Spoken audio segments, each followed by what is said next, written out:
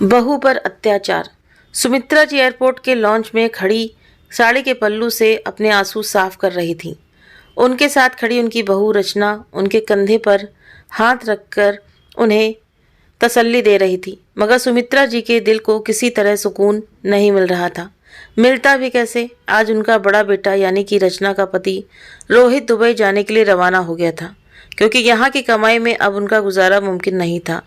किराए का घर था और छोटे छोटे दो बच्चे, और साथ ही माँ की जिम्मेदारी भी उसी पर थी, क्योंकि एक छोटा भाई था, वो तो अभी पढ़ाई कर रहा था। ऐसे में रोहित की मामूली सी सैलरी में घर का खर्चा चलाना बहुत कठिन हो रहा था। आखिरकार दिल पर पत्थर रखकर उसने दुबई जाने का फैसला कर लिया। उसका इरादा तो यही था कि वहां जाकर कुछ समय में अच्छी रकम कमा कर भेजूंगा और कुछ जमा करूंगा, जिससे वापस आकर बिजनेस करने में आसानी हो जाएगी। मगर वो नहीं जानता था कि उसका दुबई जाना उसके छोटे से परिवार में तबाही ला देगा। रचना के छोटे छोटे बच्चे उसकी टांगों के साथ लिपटे हुए थे। पापा के जाने का दुख उनके चेहरे पर साफ दिखाई दे रहा था। छोटा बेटा मोनू तो सिर्फ अभी 4 साल का ही था। जब रोहित अपना सामान घसीटते हुए अंदर जा रहा था तो मासूमियत से अपनी मम्मा से पूछने लगा कि मम्मा, पापा हमारे लिए खिलौने लेने जा रहे हैं ना, वो कब वापस आएंगे? मोनू के सवाल पर तो जैसे रचना की भी आंखें भर आईं। मोनू से 2 साल बड़ा सोनू चुपचाप खड़ा था। आखिर सुमित्रा जी ने भी खुद को संभाला और सब लोग वापस घर की ओर चल दिए। वापसी के पूरे रास्ते सुमित्रा जी ने रचना से कोई बात नहीं की। वैसे रचना के लिए कोई बड़ी बात नहीं थी। सास की नापसंदगी तो वो उस दिन से झेल रही थी जिस दिन रोहित उसे अपनी मर्जी से ब्याह कर घर में लाया था। सुमित्रा जी को शुरू से ही इस बात की नाराजगी थी कि रोहित ने उन्हें उनकी पसंद की लड़की से शादी न करके रचना शादी की, जो कि दूसरी बिरादरी से थी, मगर रोहित ने कभी उनकी बात को अहमियत नहीं दी थी। सुमित्रा जी रोहित के सामने तो रचना के साथ अच्छा व्यवहार करती थी, लेकिन असल सच्चाई तो रचना ही जानती थी। रोहित के घर से निकलते ही सुमित्रा जी तानों और बातों से उसका जीना हराम कर देती थी। अभी रचना मन ही मन में डरी हुई थी कि अब रोहित यहाँ से चला गया तो सुमित्रा जी न जाने उसका क्या हल करेंगी, मगर वो मजबूर थी, इसलिए चुप बैठी थी। रचना की सोच बिल्कुल सही साबित हुई। घर वापस आते ही सुमित्रा जी ने उठते बैठते रचना को सुनाना शुरू कर दिया।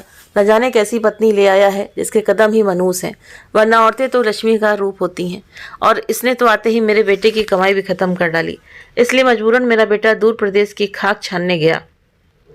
सुमित्रा जी की इन बातों से रचना बस रो कर रह जाती। रोहित से शिकायत करती तो वो भी डांट देता कि कोई बात नहीं, बूढ़ी माँ है, पहले ही उनका दिल तोड़कर मैंने तुमसे शादी की है। दोनों तरफ से बातें बेचारी रचना को ही सुननी पड़ती। रोहित को गए हुए 2 महीने गुजर चुके थे। उसे वहाँ अच्छी नौकरी मिल गई थी, और वो दिन भी आ गया जब रोहित ने पहली बार अच्छी खासी रकम अपने घर भेजी। ये पैसे उसने अपने छोटे भाई रमन के अकाउंट में भेजे थे, तो उसने लाकर सीधा अपनी माँ के हाथ में दे दिया। सुमित्रा जी बार बार नोटों को गिने जा रही थी। उन्हें यकीन नहीं हो रहा था कि इतने सारे पैसे उनके हाथ में हैं। तभी अचानक मोनू को सुलाकर कमरे से बाहर निकलती हुई रचना ने यह दृश्य देख लिया।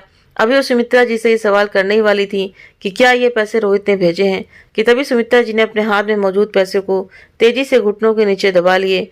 रचना ये देख हैरान रह गई, पर कुछ न बोली। तभी सुमित्रा जी अपने चेहरे के हाव भाव बदलते हुए बोली कि कब से बच्चे को सुला रही हो? मेरे सिर में बहुत दर्द हो रहा है, 1 कप चाय बना दो, और इसके बाद रात के खाने के लिए कुछ अच्छा सा इंतजाम कर लेना। आज तुम्हारी ननद सुमन को मैंने खाने पर बुलाया है। रचना सुमित्रा जी से उन पैसों के बारे में पूछना चाहती थी, क्योंकि उसे अपने बच्चों का स्कूल में एडमिशन करवाना था और इसके लिए एडमिशन फीस ज़रूरी थी, मगर उसकी हिम्मत न हुई कि वो सुमित्रा जी से पैसों के बारे में पूछे। ऊपर से सुमन के आने का सुनकर उसे और टेंशन में डाल दिया। वो खामोशी से किचन में जाकर चाय बनाने लगी। सुमित्रा जी रमन के साथ खुसर पुसर करके कोई बात कर ही रही थी, और जब रचना चाय लेकर आई तो दोनों माँ बेटे चुप हो गए। रचना को भी उनकी बातों में कोई दिलचस्पी नहीं थी, इसलिए वो किचन में आकर बर्तन साफ करने लगी। थोड़ी देर बाद देखा तो रमन पनीर, दूध, दही, मिठाई और न जाने क्या कुछ लेकर घर के अंदर प्रवेश किया। रचना इतना सामान देखकर तो हैरान ही रह गई, क्योंकि अब से पहले इतना सामान 1 हफ्ते में भी नहीं आता था, और आज सुमित्रा जी ने एक ही दिन में इतना सब कुछ मंगा लिया था। इसी हैरानी से वो किचन से बाहर निकल कर आई तो सामने ही सुमित्रा जी टीवी देख रही थी। तभी रचना ने धीरे से कहा कि माँ जी, आपने इतना सारा सामान क्यों मंगाया है? पनीर तो बहुत है, हम तो कम ही लोग हैं, और अगर इतना सारा पकाया तो बर्बाद हो जाएगा। रचना के इस सवाल पर सुमित्रा जी अकड़ कर बोली, क्यों भाई, क्यों बर्बाद होगा? मेरी बेटी आ रही है, उसी के लिए बनवा रही हूँ। तुम ऐसा करो, आधा पका लो और आधा पैकेट फ्रिज में रख दो, और ज़्यादा नज़र रखने की ज़रूरत नहीं। मैं जो चाहूँ वैसे करूँगी। तुम्हें अगर ये ख्याल आ रहा है कि तुम्हारे पति की कमाई बर्बाद हो रही है, तो कान खोलकर सुन लो, वो तुम्हारे पति की नहीं बल्कि मेरे बेटे रोहित की कमाई है। और उसने वो मेरे लिए भेजी है। तुम्हें अगर यहाँ रहना है तो चुपचाप रहो, वरना अपना बोरिया बिस्तर उठाकर मायके चली जाओ। सुमित्रा जी की इतनी कड़वी बातें सुनकर रचना तो हक्की बक्की रह गई। उसने तो सिर्फ सामान को लेकर सवाल किया था और सास ने उल्टा इतना कुछ सुना दिया। वो चुपचाप किचन में वापस चली आई और खाना बनाने का इंतजाम करने लगी। थोड़ी देर बाद मोनू उठकर रोता हुआ उनके पास आया और अमन बाहर बैठकर मजे से मोबाइल देख रहा था। रचना ने एक उम्मीद भरी नज़र उसकी तरफ डाली कि शायद वो मोनू को ले ले ताकि वो सुकून से खाना बना सके, मगर अमन ने इससे पहले कभी ऐसा किया होता तो आज करता। रोते हुए मोनू को संभालने के साथ साथ रचना ने 2-3 डिश बना ली। अंधेरा फैल रहा था, उसी समय अचानक दरवाजे पर शोर उठा। अरे मेरी बच्ची आ गई, जा रमन जल्दी जाकर दरवाजा खोल। बेचारी ससुराल से काम करके थकी हारी आई है। अब बेटी को दरवाजे पर खड़ा ना होना पड़े इसलिए सुमित्रा जी ने रमन को भगा दिया। वो भी लपक कर दरवाजा खोलने चला गया। दरवाजा खुला तो मेकअप से पुती हुई सुमन अंदर आई। उसने भारी भरकम सूट पहन रखा था। उसके अंदर आते ही इतनी देर लगा दी, मेरी बच्ची कब से मैं तुम्हारा इंतजार कर रही हूँ। सुमित्रा जी ने प्यार से उसके सिर पर हाथ रखते हुए कहा। तो सुमन बोली, क्या बताऊँ माँ, मेरी सास को तो मुझसे काम करवाने की इतनी ज़्यादा आदत हो गई है। अभी भी जब मैं चलने लगी तो मेरे गले ही पड़ गई कि मेरे लिए खिचड़ी बनाकर चली जाओ। मुझे बाजार से लाया हुआ खाना हजम नहीं होता। अब भला बताइए, इतनी गर्मी में मैं किचन में खड़ी होकर उनके लिए खिचड़ी कैसे बनाऊं? इसलिए उनके बेटे को बोलकर आई हूँ, अपनी माँ को खुद ही कुछ लाकर खिला देंगे। कहती हुई सुमन टांग पर टांग रखकर बैठ गई। थोड़ी देर बाद रचना ने खाना बन जाने की सूचना दी तो सुमित्रा जी सुमन को लेकर डाइनिंग टेबल पर आ बैठी। रचना ने बहुत अच्छा खाना बनाकर डाइनिंग टेबल पर लगा दिया। तभी सोनू और मोनू दोनों कमरे से निकलकर बाहर आए तो रचना बेटों को देखकर मुस्कुराने लगी और प्यार से कहने लगी, आ जाओ बच्चों, आज तो बहुत स्वादिष्ट खाना बना है। आज मैंने पनीर बनाया है। सोनू पनीर का शौकीन था, मगर पनीर महंगा था तो घर में कम ही बनाया जाता था।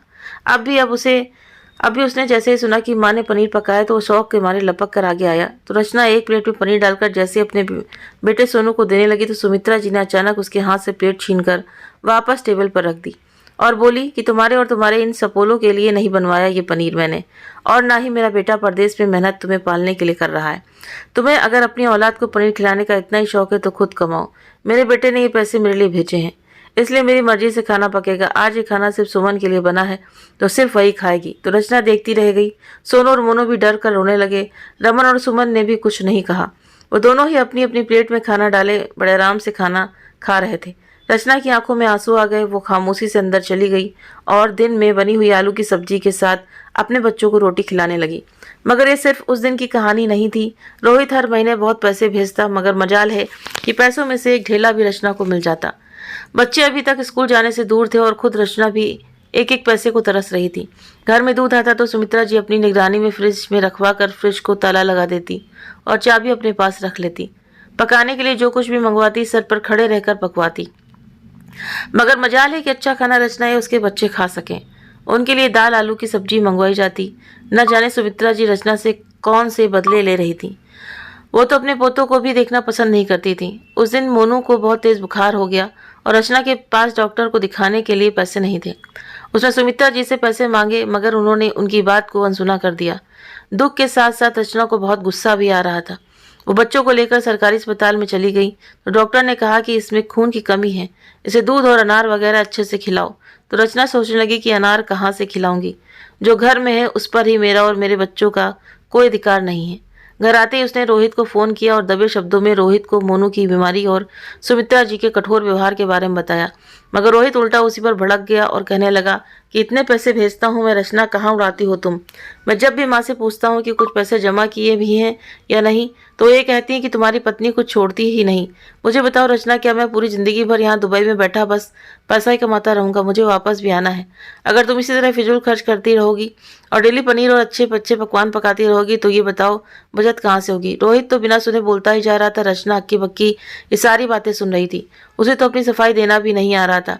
गुस्से में आकर उसने फ़ोन काट दिया। पति को क्या बताती है कि अच्छे अच्छे पकवान तो कहाँ, उसके बच्चे तो एक घूंट दूध के लिए भी तरस गए हैं। अगले दिन सुमित्रा जी ने लंबा चौड़ा मेनू रचना के हाथ में पकड़ाकर कहा कि खाना स्वादिष्ट बनना चाहिए और खुद सुमन को लेकर मार्केट चली गई। रचना यहाँ खाना बना बनाकर और बच्चों के साथ परेशान हो रही थी। जिस समय सुमित्रा जी मार्केट से वापस आई तो उनके हाथों में इतने बैग देखकर रचना हैरान हो गई। थोड़ी देर बाद दोनों लॉन्च में अपनी शॉपिंग खोल कर बैठ गईं। सुमित्रा जी ने सुमन को और उसके बच्चों को बहुत सारी शॉपिंग करवाई थी। उसके बच्चों के लिए इतने सारे खिलौने लेकर आई। जिसे देखकर रचना का छोटा बेटा मोनू खिलौने के लिए रोने लगा। तभी सुमित्रा जी ने उन दोनों को देख लिया और बोली, हाँ हाँ, लगा दो नज़र मेरी बेटी की मासूम खुशियों को। तुम माँ बेटों से तो हजम नहीं होता कि कोई और खुश हो जाए। कब से यहाँ खड़ी मेरी बेटी के कपड़ों को घूरे जा रही है और अब अपने बेटे को भी अंदर से ले आई ताकि मासूम बच्चों से खिलौने छीन ले। अरे लेकर जाओ इसे यहाँ से, मुझे तो इनकी शक्ल भी अच्छी नहीं लगती। और तुम भी जाकर चाय बनाओ और उसके बाद खाना लगाओ। रचना अपने आंसू पीते हुए मोनू को उठाकर अंदर ले गई। उसे अपना तो दुख नहीं था, मगर अपने बच्चों के आंसू उससे बर्दाश्त नहीं हो रहे थे। पर कर भी क्या सकती थी। रात को सुमन का पति उसे लेने के लिए आया तो सुमित्रा जी ने फ्रिज में से पनीर और दूध के पैकेट उठाकर सुमन को पकड़ा दिए। सुमन पति को दिखाने के लिए मामूली सा इनकार करने लगी तो सुमित्रा जी प्यार से कहने लगी, अरे मना क्यों कर रही हो बेटी, भाई की कमाई पर तुम्हारा भी तो अधिकार है, ले जाओ अपने बच्चों को खिला देना। तो सुमन ने भी मुस्कुराते हुए बचा हुआ पनीर और खाना अपने बैग में रख लिया। रचना चुपचाप दृश्य देख रही थी। सुमित्रा जी पलटी तो उनकी नज़र रचना पर पड़ गई। एक पल के लिए तो बौखला गई, मगर अगले ही पल वो रचना को अनदेखा करके अपने कमरे की तरफ बढ़ गई। दिन ऐसे ही बीतते रहे। एक दिन शाम के 5 बजे दरवाजे की घंटी बजी तो सुमित्रा जी टीवी देख रही थी। उन्होंने कहा कि दरवाजा खुला ही अंदर आ जाओ और गेट की तरफ एक टक देखती रही कि कौन आया है। गेट खुला तो सामने अपने बेटे रोहित को देखकर पहले तो वो सकपका गई और फिर खुशी के मारे उठकर उनसे लिपट गई। रोहित भी माँ से मिलकर बहुत खुश हुआ। रोहित ने इधर उधर नजर दौड़ाई तो रचना और अपने बच्चों को ढूंढ रहा था। तभी अंदर कमरे से मोनू और सोनू झगड़ते हुए बाहर आए। उनके हाथ में एक बहुत पुराना सा टूटा हुआ खिलौना था जिसके लिए वो दोनों लड़ाई कर रहे थे। रोहित ने उन्हें देखा तो हैरान रह गया। इतनी सर्दी के मौसम में भी इन दोनों ने छोटी छोटी निकर शर्ट पहन रखी थी और दोनों हद से ज्यादा कमजोर हो चुके थे। इससे पहले कि सुमित्रा जी कुछ कहती, रचना किचन से निकलकर बाहर आई और सामने रोहित को देखकर बहुत खुश हो गई। रोहित ने उसकी तरफ देखा तो उसके माथे पर बल पड़ गए और गुस्से से बोला, ये क्या हुलिया बना रखा है तुमने अपना और बच्चों का। ऐसा लग रहा है कि किसी भिखारी की पत्नी हो और ये किसी भिखारी के बच्चे हैं। लाखों रुपए घर बेचता रहा हूँ, कम से कम उनके लिए अच्छे कपड़े तो खरीद लेती। रचना ने खामोशी से एक नज़र सुमित्रा जी की ओर देखा तो घबराई हुई नज़रों से इधर उधर देख रही थी। तभी बात को टालते हुए सुमित्रा जी ने कहा, अरे बेटा छोड़ ना, ये कभी बच्चों को ढंग से कपड़े नहीं पहनाती। तू ये बता खाने में क्या खाएगा। तो रोहित मटर पनीर की फरमाइश देकर अंदर फ्रेश होने के लिए चला गया। सुमित्रा जी ने फौरन रमन को बाजार भेजकर मटर पनीर मंगवाया। रोहित फ्रेश होकर बाहर आकर माँ के पास बैठ गया और दुबई की बातें बताने लगा। सुमित्रा जी उसे देखकर खुश तो थी मगर घबराई हुई थी। रात को खाना खाते वक्त रोहित ने अपने दोनों बच्चों को खाना खाने के लिए बुलाया तो मोनू और सोनू दोनों अपने पिता के पास आकर बैठ गए। लेकिन जैसे ही सोनू ने मटर पनीर की सब्जी देखी तो वहां से उठकर जाने लगा। तभी रोहित ने कहा, क्या हुआ, तुझे तो मटर पनीर बहुत पसंद था। सोनू डरी हुई नज़रों से सुमित्रा जी की तरफ देखते हुए बोला, नहीं पापा, दादी ने ये पनीर आपके लिए बनवाया है, इसलिए वो हमें नहीं खाने देंगी। अगर हमने यहाँ से पनीर का टुकड़ा भी खाया तो दादी हमें बहुत मारेंगी और फिर तो हमें दाल भी नहीं खाने देगी। दादी ने हमें बोला है कि हमें सिर्फ आलू और दाल ही खानी है। डरे हुए स्वर में वो मासूमियत से बोलता जा रहा था और सुमित्रा जी घबराई हुई इधर उधर देख रही थी। रोहित कभी बच्चों को देखता तो कभी अपनी माँ को। तभी सुमित्रा जी ने झूठे आंसू बहाते हुए कहा, देख ले बेटा, तुम्हारी पत्नी ने तुम्हारी पीठ पीछे इनको कैसे झूठ बोलना सिखा दिया है, जैसे मैं इनकी दुश्मन हूँ। कहकर वो साड़ी का पल्लू मुंह पर डालकर रोने लगी। रचना चुपचाप खड़ी थी। रोहित खामोशी से उठा और अपने कमरे में गया। अंदर जाकर उसने रचना की सारी अलमारी की तलाशी ली। उसे कहीं पर भी 1 रुपया भी रखा हुआ नहीं मिला।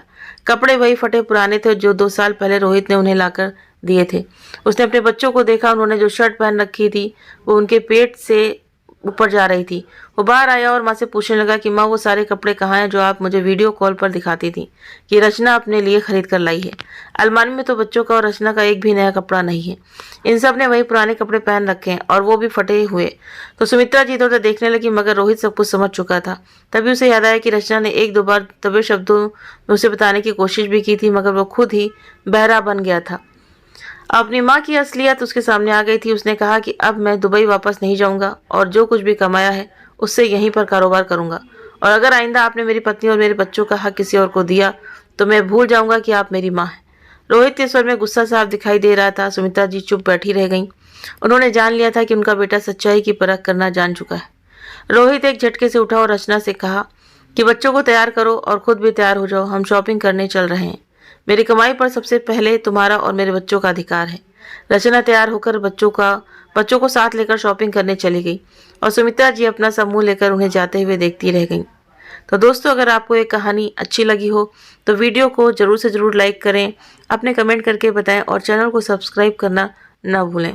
मिलते हैं आपसे नेक्स्ट वीडियो में। Thank you.